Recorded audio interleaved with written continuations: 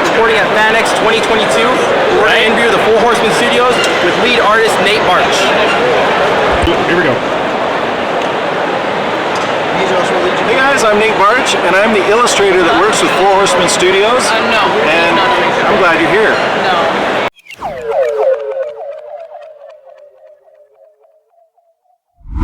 Cool, thanks Nate.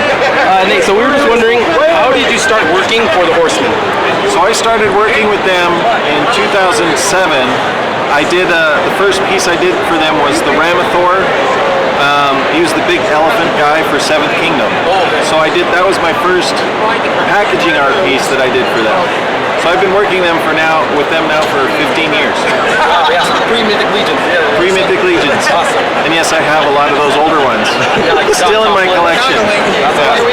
So I know you worked on Castle Grayskull for Mattel. Yes. So my question is, what is it like working for a big company like Mattel versus the Four Horsemen? Any pros or cons you'd like to share?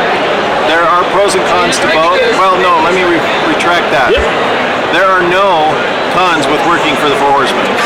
I have yet to have a con with working for the Four Horsemen. And I don't anticipate any. But working for Mattel, the bigger company is basically, it's very similar because it's all toys. We all love toys. We all want to make cool toys. When I'm working with Mattel on the packaging stuff, I really work with one person, thankfully. But unfortunately, that person, it's Roy Juarez. And he has to deal with all the rest of Mattel, and there are a lot of cooks in the kitchen. So when you're working with a bigger company, you just have to know that you're dealing with a lot more people that are going to have opinions about what you're working on. Sometimes that's good, sometimes it's frustrating, sometimes it's really not good. So you get a mixed bag. I guess, like, since you mentioned there's no cons, what's the best thing working with the Four Horsemen? The best thing working for the Four Horsemen would be just the nature of what the work is that we do. I mean, the nature of the world that we're building, like with Mythic Legions, with Cosmic Legions, all of the stuff we work on there, it's highly creative, highly collaborative, and it's stuff that you would just want to do on your own anyway. As a hobby, I just love drawing and doodling and painting, and it just happens to coincide with this kind of a world. It just works. Cool. What is it like to see your work fully come to life? It's always a battle. I will say this: for every painting I do, there's something to work hard for, and you have to put in the work. You just have to do it. Part of that work is enjoyable, but sometimes that work is work. But once you're done, and once you've sent it off, and you feel like you're good, there's another phrase that I love, is that there is no piece of artwork that is ever finished. It's just abandoned. And that is very true with all of this stuff that we do, because deadlines mean we have to let go of it. You know, the factory has to produce it. If we don't get this packaging done, we're going to be late on the figure. So you just have to get it as best as you can and get it in and hope that it works out. And so man, once you do see it, like I remember specifically, like working on the Castle Grayskull for Origins, that I did the color and paint work for with Axel Jimenez, and again Roy Juarez. It was awesome. I'm walking in Walmart with my son, and I see sitting there the Castle Grayskull box that I painted in Walmart, in the toy aisle, and it's a magical feeling. I actually, walking away, found myself getting a little bit emotional. Just like, this just happened. Like, holy cow. And it's magical every time, honestly. So Beastman right now is in Target. Like this print, you can find this on a figure in the store in Target right now. And the other day I was at the store with my brother, and I'm like, hey dude, this guy sucks. Look at the artwork here, you know, kind of thing, just making fun of myself. But it was, again, we had that moment of like, wow, this is weird. It feels a little bit like you're out of your own body. You're out of your own mind, but it's fun.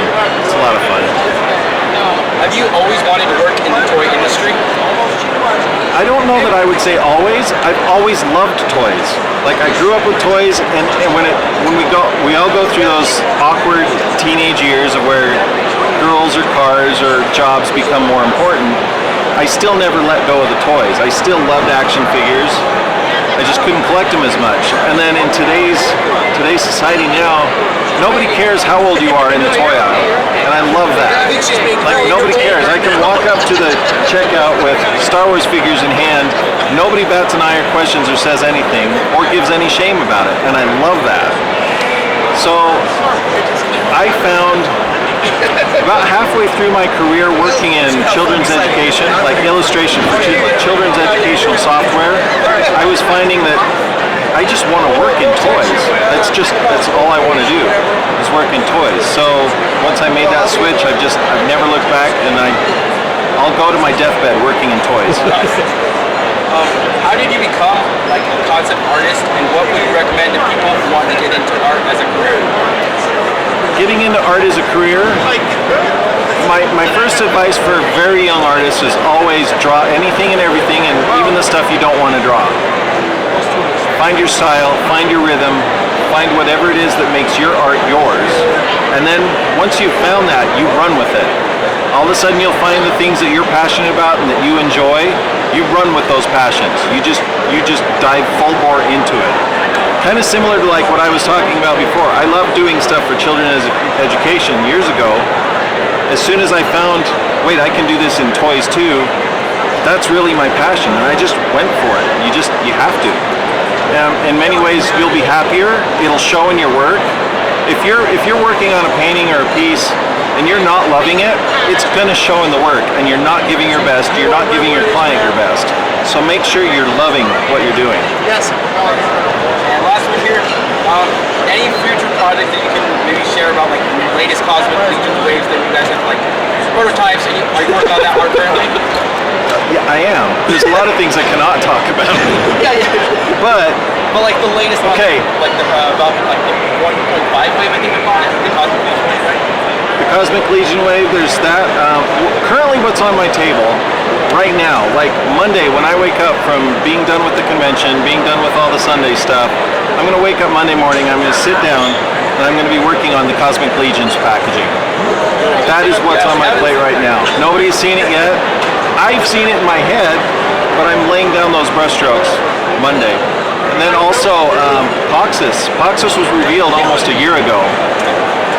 I haven't done a single brushstroke on any of that packaging yet, and that is coming up quick. So there's a good chance that in Legioncon I will be showing off Cosmic artwork, maybe Poxus artwork.